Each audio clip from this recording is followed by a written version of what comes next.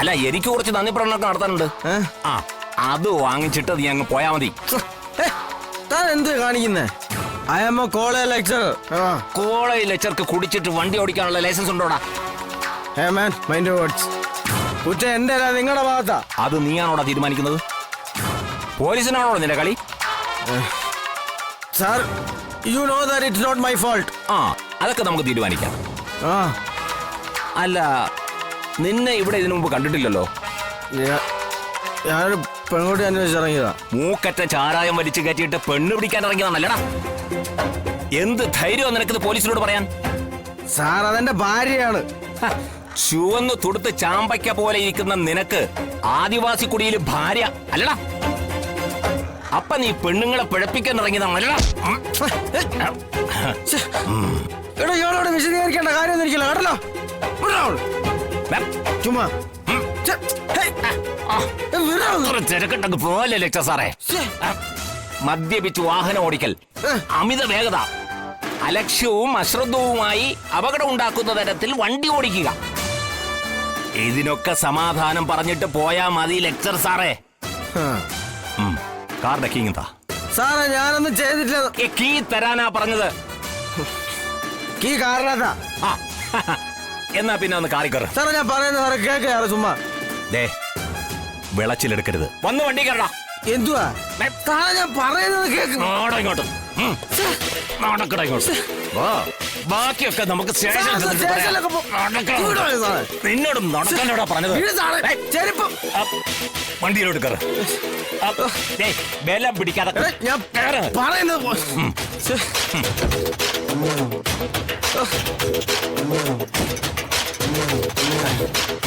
പോലീസിനോടാണ് എന്റെ കളി. എന്നെ ശരിയാക്കി തരാ. വെള്ളം അടിച്ച് വണ്ടി ഓടി. സീറ്റ് ബെൽറ്റ് ഇടറാ. സാറേ, സീറ്റ് ബെൽറ്റ് ഇട്ടിട്ട് ഞാൻ സീറ്റ് ബെൽറ്റ് ഇടറാ.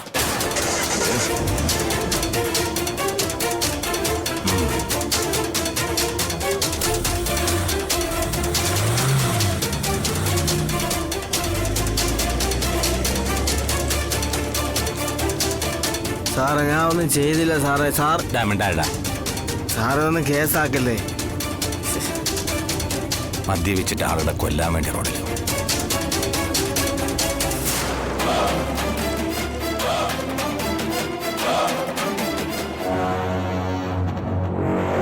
സുസ്മിത എന്താ പതിവില്ലാതെ മാർക്കറ്റിലൊക്കെ?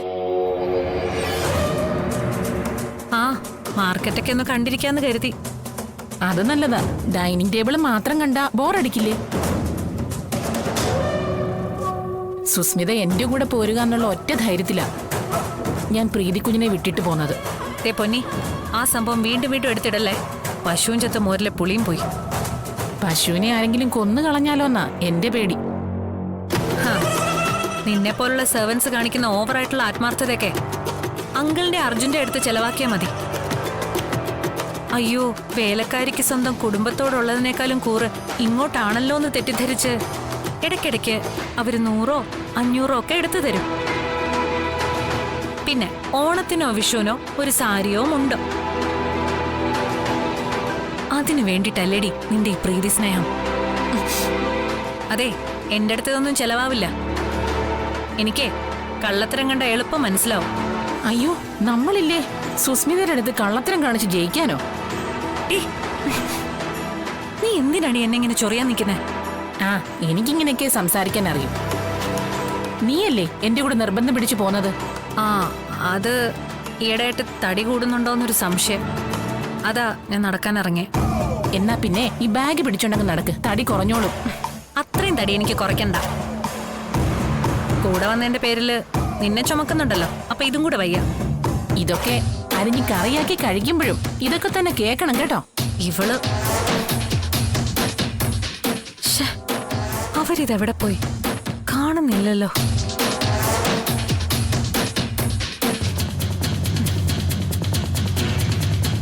വരുന്നില്ലേ?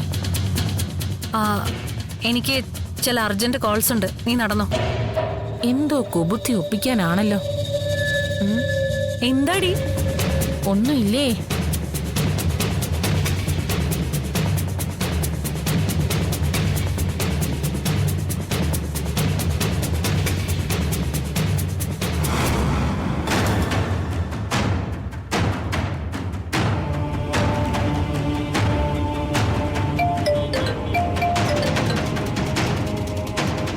പറഞ്ഞ സുസ്മിക്കുട്ടി?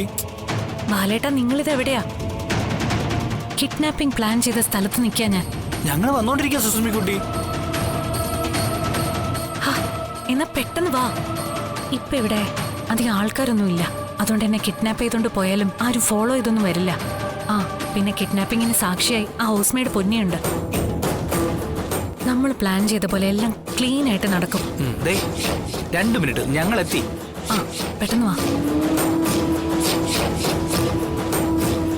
ഒന്ന് വേഗം വിടറാ.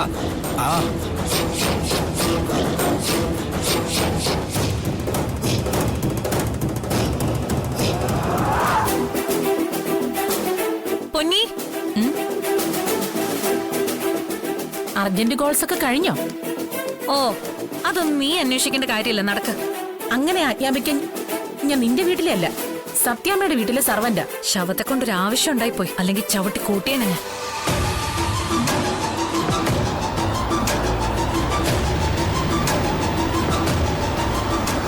വന്നല്ലോ. ഇങ്ങോട്ട് വാടി. എന്താ ചെയ്യുന്നേ? കേറടി. മാറിപ്പോടി അങ്ങോട്ട്. വിടാനാ പറഞ്ഞേ, എന്നെ വിടാൻ. കേറടി അങ്ങോട്ട്. നിങ്ങളോട് പറഞ്ഞേ വിടാൻ. വിടാൻ. അയ്യോ, വണ്ടി എടുക്കടാ. സുസ്മിതയെ വിടാൻ. അയ്യോ, നിർത്താൻ. വണ്ടി നിർത്താനാ പറഞ്ഞേ.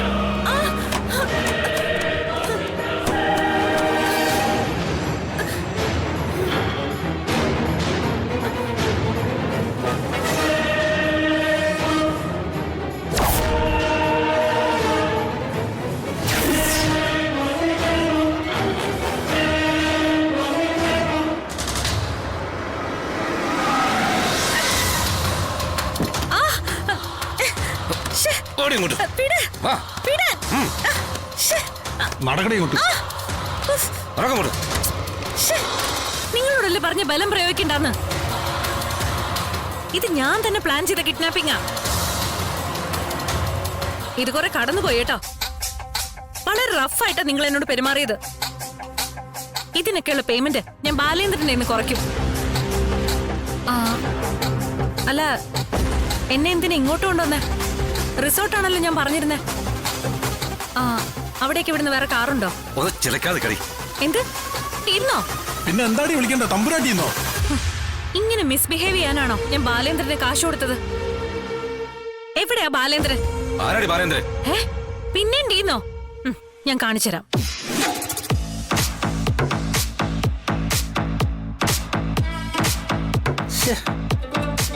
അവിടെ എത്തിയെന്നാണല്ലോ സുസ്മിത പറഞ്ഞത്. പിന്നെ എങ്ങോട്ട് പോയി? ഒന്ന് വിളിച്ചു നോക്കണം. തേച്ചത് തന്നെ ആയിരിക്കും, ഉറപ്പല്ലേ?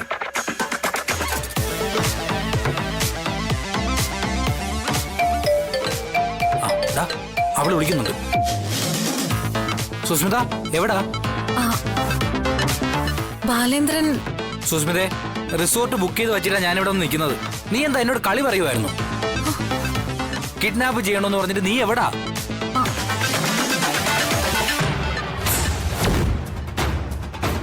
സുസ്മിതേ, അപ്പൊ ബാലേന്ദ്രൻ കിഡ്നാപ്പ് ചെയ്തില്ലേ? സംസാരമൊക്കെ മതി. സുസ്മിതേ, ഒന്ന് പറയട്ടെ. ഹലോ ഹലോ, ഫോൺ ഇങ്ങ് തരാൻ. തരാനാ പറഞ്ഞ.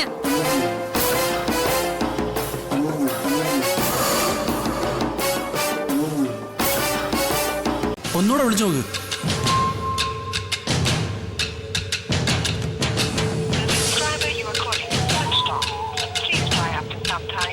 സ്വിച്ച് ഓഫോ? എന്താടാ? എടാ, അവള് കട്ട് ചെയ്ത് സ്വിച്ച് ഓഫ് ചെയ്തു. എടാ, നീ പറഞ്ഞ സത്യം തന്നെയാണോ? എടാ, അവള് കിഡ്നാപ്പ് ചെയ്യാൻ നിന്നോട് പറഞ്ഞത് തന്നെ ആണോന്ന്? അതോ നീ വെറുതെ തള്ളിയതാണോ? നീ സ്വപ്നം കണ്ടതോ മറ്റോ ആയിരിക്കും. അതോ നീ കള്ളു കുടിച്ച് വെളുപെട്ടിരുന്നപ്പോ മറ്റോ അവള് പറഞ്ഞത് എന്തെങ്കിലും നീ മാറി കേട്ടതാണോ? എടാ, അവൾ എന്നോട് പറഞ്ഞതാ കിഡ്നാപ്പ് ചെയ്ത് റിസോർട്ടിൽ കൊണ്ടുപോയി താമസിപ്പിക്കാൻ. അല്ല, റിസോർട്ടിൽ താമസിക്കാനാണെങ്കിൽ പിന്നെ എന്തിനാ കിഡ്നാപ്പ്? വെറുതെ അങ്ങ് പോയി താമസിച്ചാ പോരെ? ഓ, ഈ വിവരദോഷികളെ കൊണ്ടുവന്നത് എന്റെ തെറ്റ്. അല്ല, മുമ്പൊരിക്കൽ നീ അവളോട് റിസോർട്ടിൽ താമസിക്കുന്ന കാര്യം പറഞ്ഞപ്പോ കിട്ടിയത് ഓർമ്മയില്ലേ?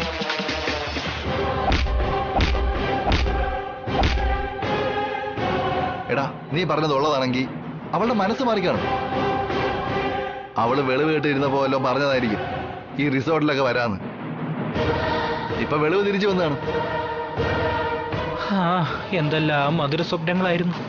റിസോർട്ടിൽ കൊണ്ടുപോയി താമസിപ്പിച്ച് പതിയെ വളച്ചെടുക്കാന്ന് കരുതിയതാ. എടാ അധികം നേരം ഇവിടെ നിൽക്കണ്ട, എങ്കിലേ പിന്നാലെ വരും. ആര്? സുസ്മിതേ? അല്ല, പത്മാവതി അമ്മയുടെ ചൂല്.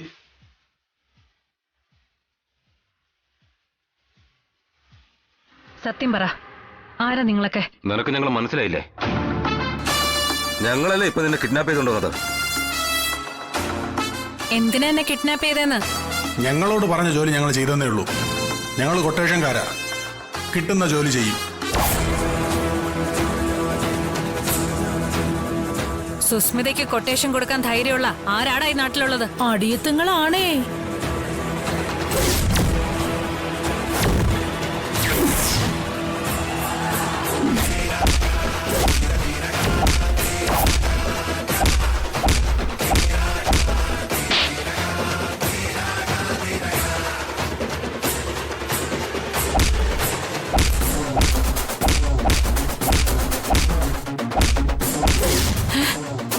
ഇടിവണ്ടിയോ?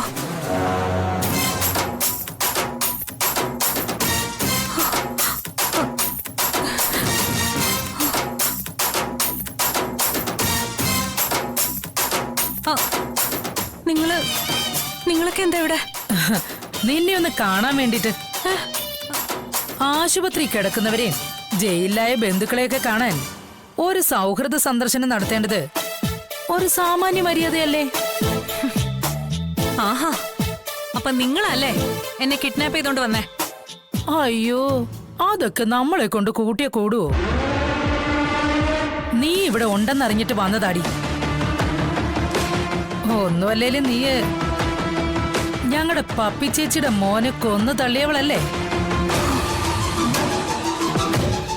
നിനക്കൊരു സ്നേഹാദരവ് തരാൻ വേണ്ടി വന്നതാ. അയ്യോടാ, അതിന് ഞാനിവിടെ ഉണ്ടെന്നുള്ള വാർത്ത പത്രങ്ങളിലൊക്കെ അച്ചടിച്ചു വന്നിട്ടുണ്ടോ? പോരെങ്കി ഇപ്പൊ എല്ലാ ചാനലിലും ഫ്ലാഷ് ന്യൂസ് വന്നോണ്ടിരിക്കല്ലേ? വാർത്തയും ഫ്ലാഷ് ന്യൂസൊക്കെ വരുവടി. ഇപ്പോഴല്ല, മര്യാദയ്ക്ക് പറയുന്നത് കേട്ട് നീ അടങ്ങി ഒതുങ്ങി ഇവിടെ നിന്നില്ല എന്നുണ്ടെങ്കിൽ നിന്നെ മച്ചിൽ തന്നെ ഞങ്ങള് കൊന്ന് കെട്ടിത്തൂക്കുമ്പോ. നിങ്ങളെന്താ എന്നെ ബ്ലാക്ക് മെയിൽ ചെയ്യണോ? അവളുടെ ഒരു ബ്ലാക്കും വൈറ്റും. നിന്നെ ബ്ലാക്ക് ആയിട്ടും വൈറ്റ് ആയിട്ടും ഒന്നും മെയിൽ ചെയ്യേണ്ട കാര്യം ഞങ്ങൾക്കില്ലടി.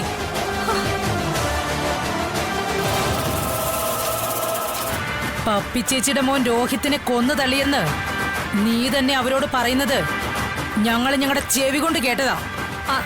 അത് ഞാനൊരു വാശിക്കാണെങ്കിലും അല്ലെങ്കിലും പഞ്ചകൈലാസത്തിൽ നടന്നുവെന്നും നിന്നെ കൊണ്ട് തത്തയെ പോലെ പറയിപ്പിക്കാൻ ഞങ്ങൾക്ക് പോലീസിന്റെ പട്ടാളത്തിന്റെ ഒന്നും ആവശ്യമില്ലടി.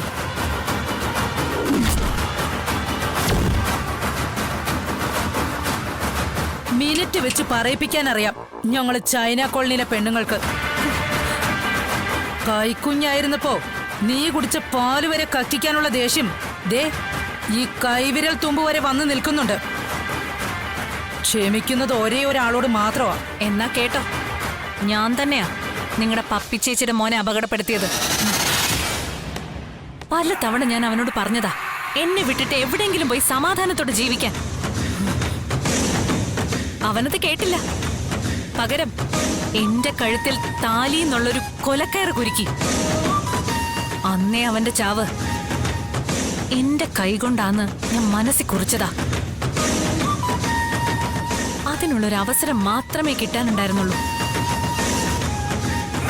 അതാ പഞ്ചകൈലാസത്തിൽ പോയപ്പോ എനിക്ക് വീണ് കിട്ടിയത്. ആർക്ക് സംശയം തോന്നാത്ത രീതിയിൽ ഞാൻ അവനോട് സ്നേഹത്തോടെ പെരുമാറി. വശീകരിച്ച് ആകർഷിച്ച് തന്നെയാ സൂയിസൈഡ് പോയിന്റിലേക്ക് കൊണ്ടുപോയത്. അതും ആരും കാണാതെ. കൊണ്ടുപോകുമ്പോഴേ കൊല്ലേണ്ട പ്ലാൻ എന്റെ മനസ്സിലുണ്ടായിരുന്നു. ഒന്നിച്ചു നിന്ന് ഫോട്ടോ എടുക്കാന്ന് പറഞ്ഞ അവനെ സൂയിസൈഡ് പോയിന്റിലെ പാറവിതുമ്പിൽ എത്തിച്ചത്. എന്നിട്ട് ദാ ഈ 2 കൈകൊണ്ടാ അവനെ ഞാൻ തള്ളിക്കൊക്കയിലേക്കിട്ടത്. എന്നിട്ട് അവൻ ആ പാറയുടെ വിളിമ്പിൽ പിടിച്ചു കിടന്നു. കൊല്ലല്ലേ, എന്റെ അമ്മയ്ക്ക് ഞാൻ മാത്രമേ ഉള്ളൂ എന്ന് പറഞ്ഞ് അവൻ എന്നോട് യാചിച്ചു. രക്ഷിക്കണേന്ന് പറഞ്ഞ് കരഞ്ഞു. എന്നിട്ട് ഞാൻ അവനോട് ചെയ്തെന്താന്നറിയോ നിങ്ങക്ക്? ദേ, എന്റെ ഈ കാലുകളിലെ മടംപിട്ട ചെരുപ്പോണ്ടാ പാറയുടെ വിളുമ്പിൽ പിടിച്ചു കിടന്ന അവന്റെ കൈവിരലുകൾ ചവിട്ടി ഞെരിച്ച് കൊക്കയിലേക്ക് അന്ത്യയാത്രാമൊഴി കൊടുത്തത്. ഹെടി, നീയൊക്കെ എന്നെ എന്ത് ചെയ്യാനാ? ഞൊട്ടും. നിന്നെ പോലുള്ള ഇല്ലിറ്ററേറ്റ് ഫൂൾസിന് അറിയാത്തൊരു കാര്യമുണ്ട്. ഈ നാട്ടില് ആരെയും ചുമ്മാ ശിക്ഷിക്കാൻ പറ്റില്ല. ഞാനിപ്പോ പറഞ്ഞത് മുഴുവൻ വീഡിയോ എടുത്ത് സോഷ്യൽ മീഡിയയിലിട്ട് ലോകം മുഴുവൻ എന്റെ മേൽ പൊങ്കാലയിട്ടാലും നീയൊന്നും എന്നെ ഒരു ചുക്കും ചെയ്യാൻ പോണില്ല.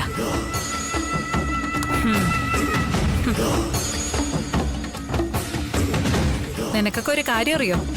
സുപ്രീം കോടതി ജഡ്ജിയുടെ മുന്നിൽ വെച്ച് ഒരാളെ കുത്തിക്കൊന്നാലും അയാൾക്ക് ശിക്ഷിക്കാൻ പറ്റില്ല. അതിന് FIR ഇടണം, ഇൻക്വസ്റ്റ് നടത്തണം, വിചാരണ നടത്തി കോടതിയിൽ വാദപ്രതിവാദങ്ങൾ വേണം. കുറ്റവാളിയുടെ വക്കീല് കൂടുതൽ സമർത്ഥനാണെങ്കിൽ അതേ ജഡ്ജിക്ക് തന്നെ അയാളെ വെറുതെ വിടേണ്ടി വരും. അതുപോലെ തന്നെയാ ഒരു പോലീസ് ഓഫീസറുടെ മുന്നിൽ നടത്തുന്ന കുറ്റസമ്മതം. കോടതിക്കത് തെളിവല്ല. കുറ്റസമ്മതത്തിന് ആധാരമായ തെളിവുണ്ടെങ്കിലേ കോടതി അത് വിശ്വാസത്തിലെടുത്ത് ശിക്ഷ വിധിക്കൂ. ഇതൊക്കെ ഞാനൊരു വാശിക്ക് പറഞ്ഞതാന്ന് വാദിച്ചാ നീയൊക്കെ എന്തോ ചെയ്യും? ഒരു പിണ്ണാക്കം ചെയ്യാൻ പറ്റില്ല. അതാടി ഇന്ത്യൻ ശിക്ഷാ നിയമം. ഒരു നിരപരാധി പോലും ശിക്ഷിക്കപ്പെടില്ല. അതുപോലെ തന്നെ 100 കുറ്റവാളികൾ രക്ഷപ്പെടുകയും ചെയ്യും.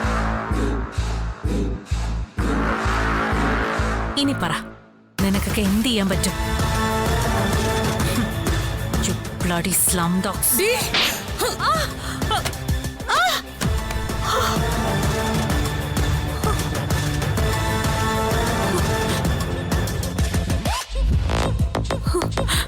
ചൈന കോളനിയിലെ പെണ്ണുങ്ങൾക്ക് ശിക്ഷ വിധിക്കാൻ FIR-ഉം ഇൻക്വസ്റ്റും പോലീസ് അന്വേഷണവും ഒന്നും വേണ്ടടി.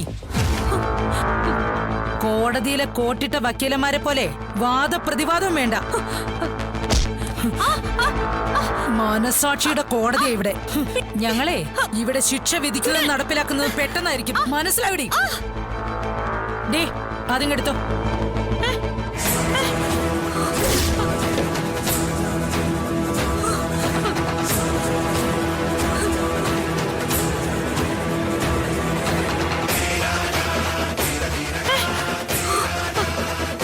ഞങ്ങളുടെ പപ്പി ചേച്ചിയുടെ കുഞ്ഞിന്റെ കൈവിരല് ചവിട്ടി ഒടിച്ച് കൊക്കയിലെ അന്ത്യയാത്രാമൊഴി കൊടുത്ത നിന്നെ ഞങ്ങളിവിടെ ഇട്ട് പട്ടിയെ പോലെ തല്ലി കൊല്ലം പോടി.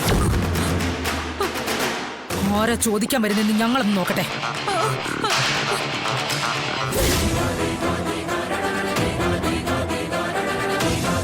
നിയമത്തിന്റെ പഴുതൊക്കെ നീ പറഞ്ഞു തന്നത് നന്നായി. നീ പറഞ്ഞ പരിരക്ഷയൊക്കെ UK-യിൽ ജോലി ചെയ്യുന്ന രാജശേഖരന്റെ മകൾക്ക് മാത്രമല്ല, ചൈന കോളനിയിലെ പെണ്ണുങ്ങൾക്കും കിട്ടുമല്ലോ. നീ ഒന്നും ജീവിച്ചിരിക്കാൻ പാടില്ലടി. അതെ, ഞങ്ങള് പെൺവർഗത്തിന് മൊത്തത്തിൽ നാണക്കേടാ. ചത്തോടി നീ. അയ്യോ!